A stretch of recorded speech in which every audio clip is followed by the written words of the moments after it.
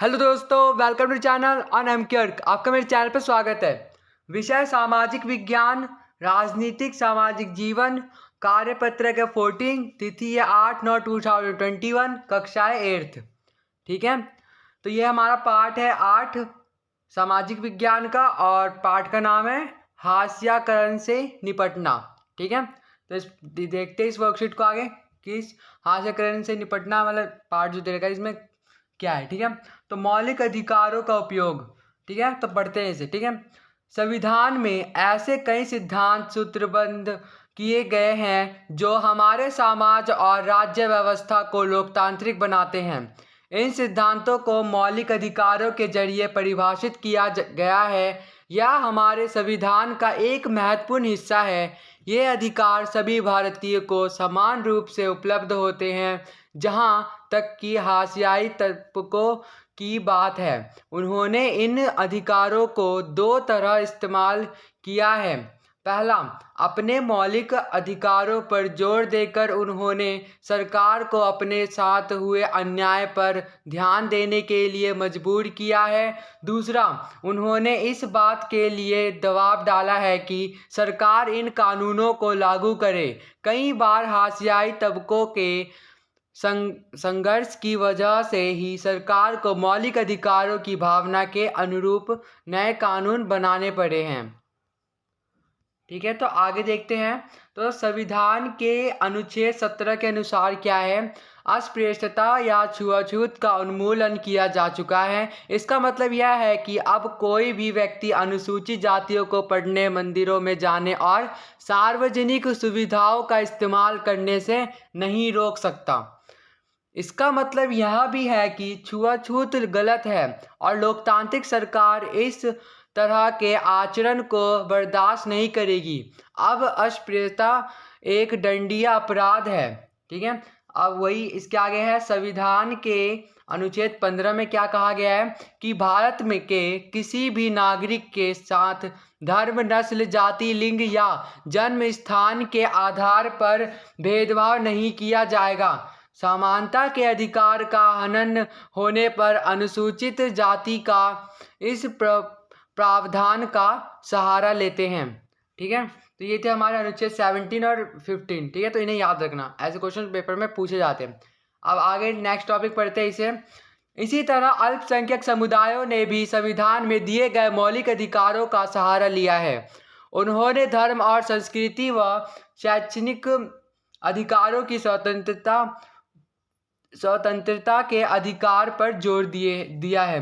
तो पहला क्या है कि जहाँ तक संस्कृति और शैक्षणिक अधिकारों का प्रश्न है, मुसलमान और पारसी आदि सांस्कृतिक धार्मिक समूहों को अपनी संस्कृति की सुरक्षा का अधिकार मिला हुआ है। और सेकंड पॉइंट है कि इस तरह विभिन्न प्रकार के सांस्कृतिक अधिकारों की व्यवस्था करके संविधान ने ऐसे समूहों को सांस्कृतिक न्याय देने का प्रयास किया है। थर्ड पॉइंट है कि इसका उद्देश्य यह है कि इन समूहों की संस्कृति पर ना तो बहुसंख्यक समुदाय की संस्कृति का वर्चस्व हो और ना ही वह नष्ट हो। ठीक है, अब आगे टॉपिक देख लेते हैं, सामाजिक न्याय के प्रोत्साहन। तो इसे रीड करते हैं और इससे रिलेटेड आगे नीचे प्रश्नों को सॉल्व करेंगे। ओके, संविधान को लागू करने के लिए राज्य और केंद्र सरकारें जनजातीय आबादी वाले या भारी अनुसूचित जाति आबादी वाले इलाकों में विशेष प्रकार की योजनाएं लागू करती है। मतलब संविधान को लागू करने के लिए क्या, जो राज्य की सरकार होती है और केंद्र की सरकार होती है, वो जातीय और अनुसूचित जाति और जातीय प्रकार के लोगों के बीच मतलब योजनाएं जो है लागू करती है। ठीक है, उदाहरण के लिए हो गए जैसे कई स्थानों पर अनुसूचित जातियों और आदिवासियों को सरकार की ओर से मुफ्त या रियायती दरों पर छात्रावास की सुविधा उपलब्ध कराई गई है ताकि वे शिक्षा संबंधी सुविधाएं हासिल कर सके, जो मुमकिन है कि उनके अपने इलाकों में उपलब्ध नहीं हो। इसके अलावा सरकार कानूनों का भी इस्तेमाल करती है ताकि व्यवस्था में निहित असमानता को खत्म करने के लिए ठोस कदम उठाए जा सके।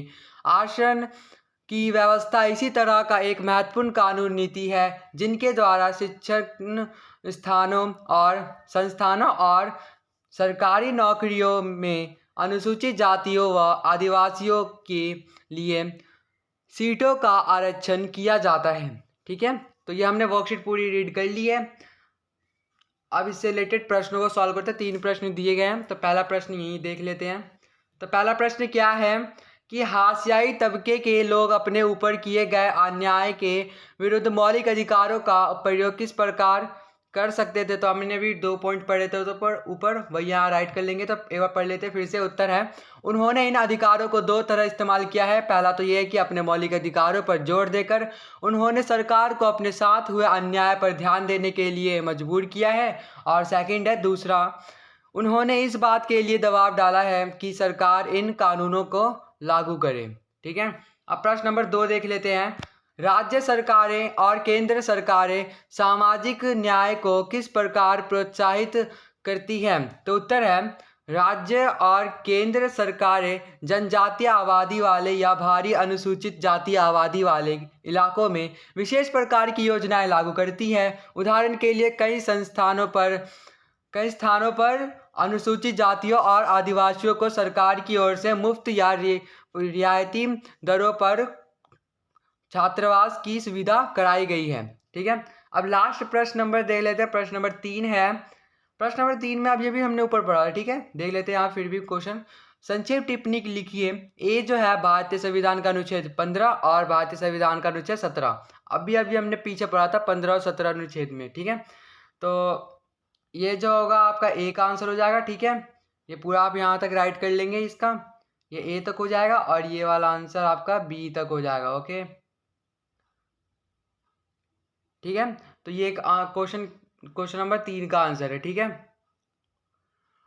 तो ये थी हमारी आज की एसएसटी की वर्कशीट जो कंप्लीट हो चुकी है। अगर आपको चैनल अच्छा लगा तो प्लीज़ इसे सब्सक्राइब करना ना भूले। Thanks for watching.